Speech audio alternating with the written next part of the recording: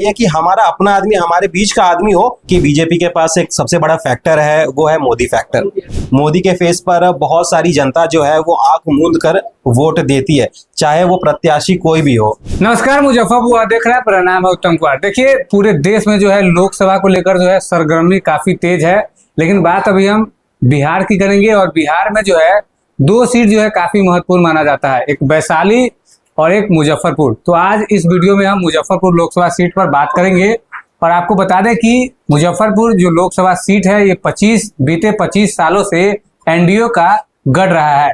बीते 25 सालों से एनडीए जो है यहाँ लोकसभा चुनाव में जो है जीतते आई है। और हमारे साथ सीनियर जर्नलिस्ट है, इनसे बातचीत करेंगे। क्या कुछ कहिएगा सर, किस तरह से देखते हैं मुजफ्फरपुर लोकसभा सीट को? चुनाव आ गया है, जब चुनाव आता है तो बहुत चीजें चलती हैं इर्द गिर्द, और सबसे बड़ी बात होती है कि किस तरीके की प्रत्याशी कौन पार्टी उतार रही है। और अंत में ये लड़ाई जो है ना बहुत महत्वपूर्ण हो जाता है कि उनका कैंडिडेट किस तरीके का है, क्योंकि सब कुछ निर्भर उसी पर करता है। अगर आपका कैंडिडेट अच्छा है, उसने काम किया है, तो आपको पार्टी बेसिस पे भी हेल्प मिलता है। और साथ में नेता का छवि किस तरीके का है, वो अपने कार्यकर्ताओं को किस तरीके से लेके चल रहे हैं, इस पर भी बहुत अहम रहता है। और जैसा कि बीजेपी के पास अगर आप देखें, एनडीए के पास तो लगातार 2 साल से, 2 टर्म से जो है, साल नहीं 2 टर्म से अजय निषाद जी थे यहाँ के सांसद। लेकिन 2 बार जीतने के बाद भी उन पर एनडीए ने भरोसा नहीं जताया और उनको टिकट देने से इनकार कर दिया। और कारण यही रहा कि अजय निषाद जी जो है अब पार्टी छोड़कर कांग्रेस में जा चुके हैं। हालांकि अब देखना होगा कि कांग्रेस क्या एक्शन लेती है, क्या उनको पार्टी में उन पर भरोसा जताते हुए उन पर सांसद का दाव खेलती है या नहीं, क्योंकि अभी तक कांग्रेस ने अपने पत्ते खोले नहीं है।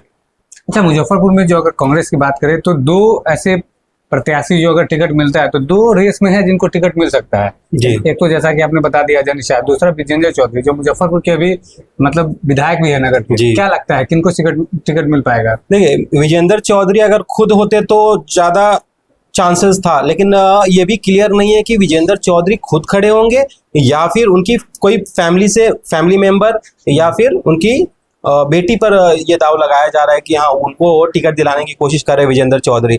तो यहाँ पर देखिए, प्लस पॉइंट कांग्रेस के पास ये होता कि उनका नेता है विजेंद्र चौधरी जो है, ये कांग्रेस के बहुत समय से रहे हैं और कई बार चुनाव लड़े भी हैं कांग्रेस की तरफ से और विधायक भी हैं। तो प्लस पॉइंट तो विजेंद्र चौधरी की तरफ है। लेकिन अजय निषाद अंत में जो है वो एंट्री लिए है, तो कांग्रेस उन पर ज्यादा तवज्जो दे रही है, क्योंकि एक एक्सपीरियंस उनके पास है सांसदी लड़ने का, प्लस बीजेपी के कोटा से हैं, तो उस पर भी ज्यादा कांग्रेस ध्यान दे रही है कि हमने एक बीजेपी कैंडिडेट को अपनी तरफ ले आया है। उनका मकसद यह है कि वो दिखाना चाहते हैं कि हम बीजेपी में फूट डालकर यहाँ पर ले आए, तो कांग्रेस में ले आए, अपने पास ले आए। तो यहाँ पर ये होगा कि चांसेस जो है वो अजय निषाद का ज्यादा होगा, क्योंकि विधायक ऑलरेडी हैं विजेंद्र चौधरी, तो हो सकता है कि अजय निषाद का पलड़ा थोड़ा भारी दिखे। अच्छा, क्या लगता है बीते 25 सालों से एनडीए का गढ़ है मुजफ्फरपुर लोकसभा सीट, तो क्या लगता है जो अगर कांग्रेस किसी को भी अपना अगर प्रत्याशी बनाती है तो क्या लगता है कितना टक्कर दे पाएंगे? देखिए, सबसे बड़ी बात तो है कि बीजेपी के पास एक सबसे बड़ा फैक्टर है, वो है मोदी फैक्टर। मोदी के फेस पर बहुत सारी जनता जो है वो आंख मूंद कर वोट देती है, चाहे वो प्रत्याशी कोई भी हो, आप काम किए हो या नहीं किए हो। लेकिन एक मोदी फैक्टर जो वर्क करता है बीजेपी के लिए, वो सबसे बड़ा प्लस पॉइंट है और बहुत बड़ा फैक्टर है। बात करें अजय निषाद का, देखिए जीतने के बावजूद भी यहाँ पर बीजेपी जो है वो एक्शन में आई और उनका टिकट काट दिया।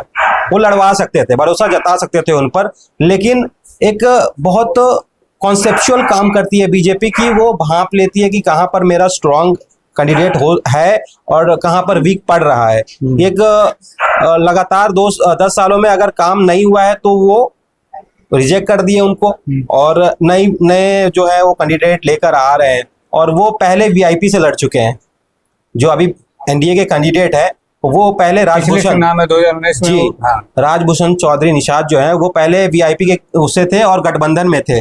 उस टाइम पे वीआईपी गठबंधन में थी और उस पार्टी पर से वो लड़कर आए थे, तो उन पर भरोसा जताया है। और एक मुजफ्फरपुर में खास करके एक बहुत बड़ा पॉइंट ये रहा है कि यहाँ के लोग चाहते हैं कि यहाँ का लोकल नेता हो तो उनको ज्यादा सपोर्ट मिलेगा। और खास करके इसमें विजेंद्र चौधरी का थोड़ा लाभ मिल सकता है कि वो यहाँ के लोकल है।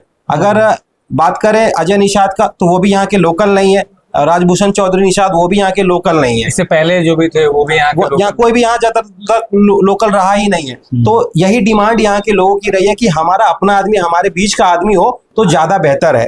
हालांकि कांग्रेस को अभी पत्ते खोलने बाकी है। कांग्रेस क्या कर रही है कि बहुत लेट कर रही है। अगर आप देखें ये आपको बीजेपी का, तो बीजेपी आपको 2-3 हफ्ते पहले ही वो अपने उम्मीदवार का नाम घोषित कर चुकी है, लेकिन कांग्रेस अभी भी कंफ्यूजन में है। और जितना लेट करेंगे वो कांग्रेस के लिए उतना ही नुकसानदेह होने वाला है, क्योंकि अब जो कैंडिडेट है वो अपना पैठ बनाएगा, अपना प्रचार प्रसार करेगा, सब कुछ देखेगा कि कहां पर वीक है, कहां पर स्ट्रेंथ आपको मजबूत करनी है अपनी, है ना। तो वो समय अब बचा नहीं है ज्यादा। आपको पता ही है कि चुनाव शुरू हो गए हैं, कल से चुनाव, पहली वोटिंग होगी, पहले चरण का चुनाव शुरू होने वाला है। तो अब कितना वक्त और गवाएगी, क्योंकि जितना क्लोज आप जा रहे हैं उतना अपना नुकसान कर रहे हैं। तो कांग्रेस को जरूरत है कि जल्दी से जल्दी इस चीज को क्लियर करके आप अपने कैंडिडेट को समय दे कि यहाँ पर वो अपना काम कर सके। और यही प्लस पॉइंट बीजेपी के पास है कि उन्होंने अपना काम शुरू कर दिया है। तो मैं कह सकता हूं कि बीजेपी अभी यहाँ पर 60-40 का खेल चल रहा है, क्योंकि बीजेपी अभी कांग्रेस तो मैदान में ही नहीं है। अच्छा, एक चीज बताइएगा, जैसे मुजफ्फरपुर लोकसभा सीट की बात कर रहे हैं हम, और यहाँ जो जॉर्ज फर्नांडिस थे वो 5 टर्म जो है यहाँ सांसद रहे हैं। उसके बाद कैप्टन जयनारायण निषाद वो 4 टर्म यहाँ सांसद रहे हैं। और जिस तरह से 2014 में, 2019 में जब अजय निषाद जीत के आए, और इस बार जो है उनका पत्ता कट गया है और वो कांग्रेस ज्वाइन कर चुके हैं, क्यों लेट हो रहा है मतलब टिकट देने में कांग्रेस की तरफ से? देखिए, ये हमेशा का रहा है कि कांग्रेस के साथ वो डिसाइड नहीं कर पाते हैं अंत में कि किसको टिकट देना चाहिए, क्योंकि लड़ाई बहुत ज़्यादा रहती है और नेतृत्व जो है कांग्रेस की, सर्वश्रेष्ठ नेतृत्व जो है, तो वो डिसाइड नहीं कर पाती कि हमें किस पर भरोसा जताना चाहिए। क्योंकि ये चीज़ें 3-4 महीने पहले ही डिसाइड हो जाती हैं कि आपका कैंडिडेट वहाँ पर कौन सा आपका वोट बैंक है और कौन सा कैंडिडेट वहाँ पर आपको ज़्यादा वोट दिला सकता है। सर्वे चलती है हर पॉलिटिकल पार्टी की, लेकिन कांग्रेस वो लॉबी की पार्टी है। वो वहाँ दिल्ली से ही डिसाइड होता है कि कौन क्या कर रहा है, नहीं कर रहा है। क्योंकि यहाँ से अखिलेश सिंह पहले लड़ते थे कांग्रेस के लिए, वो भी बाहरी ही थे और ज़्यादा समय क्षेत्र में देते नहीं थे, तो वो लॉबी से डिसाइड हो जाता था कि ये लड़ेंगे मुजफ्फरपुर से, और वो खामियाजा हमेशा कांग्रेस को भुगतना पड़ा है। कांग्रेस को चाहिए कि आप पहले से ही डिसाइड कर लें कि हमें कौन सा कैंडिडेट उतारना है और वो किस तरीके से काम करने वाला है, उसका बेनिफिट क्या होने वाला है हमको। ये सब कुछ चीज़ें जो है ना इलेक्शन से 2-3 महीने पहले होती है। अब अभी तक डिसाइड नहीं हो पाया, कारण यही है कि वो लॉबी जो है ना अभी तक डिसाइड नहीं कर पाई है कि हमें अजय निषाद के साथ जाना चाहिए या फिर अपना लोकल कैंडिडेट जो इतने सालों से, क्योंकि नाराजगी हो जाती है ना फिर, अगर आप 2-4 दिन पहले आए हुए नेता को आप टिकट दे देंगे और जो आपके लिए सालों से काम कर रहे हैं, मैं विजेंद्र चौधरी की बात कर रहा हूँ, सालों से बात कर रहे हैं, तो सालों से काम कर रहे हैं आपके लिए, अगर आप उनको टिकट नहीं देंगे तो वो नाराज होंगे। जाहिर सी बात है कि नाराजगी होगी, काफी नाराजगी जी, कि हम जिसके लिए काम कर रहे हैं, आप जहां पर जिसके लिए काम करते हैं, जिस चीज के लिए काम करते हैं कि इलेक्शन में हम पे भरोसा जताया जाएगा, वहां पर वो आप साथ छोड़ देंगे तो नुकसान पार्टी को होने वाला है। तो ये चीजें पहले से आप उनको मना ले। अगर लास्ट टाइम पे अगर वो रूठ जाते हैं, टिकट नहीं दिया आपने, रूठ जाते हैं, तो भारी नुकसान होना पड़ेगा। तो ये चीजें पहले कर लेनी चाहिए। अच्छा, अजय निषाद जो है उनका टिकट कंफर्म जो है इस चीज से भी माना जा सकता है, क्योंकि मुजफ्फरपुर की का जो जितना जनसंख्या है, जो मतदाता जो आते हैं इसमें, उसमें जो निषाद समाज का जो वोटर है वो सबसे अधिक माना जाता है, तो ये फैक्टर होगा अजय निषाद के लिए। निषाद वर्सेस निषाद ही है, होगा तो बेहतर होगा, क्योंकि बीजेपी ने निषाद ही कैंडिडेट खड़ा किया है और इससे पहले भी निषाद ही थे, और गठबंधन का अगर पिछली बार देखें तो वो भी निषाद थे, उससे पहले अखिलेश सिंह लड़ा करते थे। लेकिन अब जो है मुझे लगता है कि निषाद वर्सेस निषाद ही होने वाला है, ज़्यादातर यही चांसेस लग रहा है कि आप 70% जो अजय निषाद को आप कंफर्म मान के चलिए कि कांग्रेस जो है उन्हें टिकट देने वाली है, और लड़ाई जो है वो निषाद वर्सेस निषाद का ही होने वाला। मुकेश सहनी ने भी एक बात कही थी कुछ समय पहले कि लड़ेगा कोई भी लेकिन जीतेगा निषाद। इसका मतलब ये है कि वीआईपी का भी सपोर्ट रहेगा यहाँ की, क्योंकि वो गठबंधन का हिस्सा है, तो वो भी सपोर्ट करेंगे कि यहाँ से किसी निषाद को ही टिकट मिले। अच्छा, एक सवाल और रहेगा, जैसे कि मुजफ्फरपुर लोकसभा की जो जनता है वो जनप्रतिनिधि से जो है सेटिस्फाइड नहीं रहती है, उनके मांगों पर वो खड़े नहीं हो पाते हैं। जी हाँ, यहाँ पर आप देख लीजिए कि कई ऐसे मुद्दे हैं जहाँ पर ध्यान नहीं दिया गया और वो चीज़ें आपसे दूर होती चली गई। जैसे कि सबसे बड़ा यहाँ का लोगों का डिमांड था कि जो पताही हवाई अड्डा है उस पर काम शुरू होना चाहिए था और दरभंगा ना जाकर वो हमारे ही शहर में रहना चाहिए था। और दूसरी चीज़ है कि एम्स, जो मुजफ्फरपुर एम्स की बात हो रही थी, वो भी हमारे से छूटकर वो दरभंगा के पास चला गया। अब रीज़न चाहे जो भी हो, लेकिन यहाँ पर नाराज़गी लोगों में है कि ये दो बड़ी चीज़ें, दो सहूलियत की चीज़ें हमारे पास होनी चाहिए थी, लेकिन वो बगल वाले राज्य में जो है वो डिस्ट्रिक्ट में चली गई। तो ये काम सांसद के पास था कि आप अपने क्षेत्र के लिए काम करवाए। अगर काम गिनवाए जाए, मोटे मोटे काम जो लोगों की नज़र में रहते हैं, अगर सांसद ही पर आप नज़र डालें तो अजय निषाद जो रहे हैं 10 साल, तो कोई ऐसा बड़ा काम जो है ना वो देखने को नहीं मिला लोगों को। और यही कारण है कि बीजेपी ने उनका पत्ता काटा है कि लोग उतने संतुष्ट है नहीं उनके काम से 10 सालों में।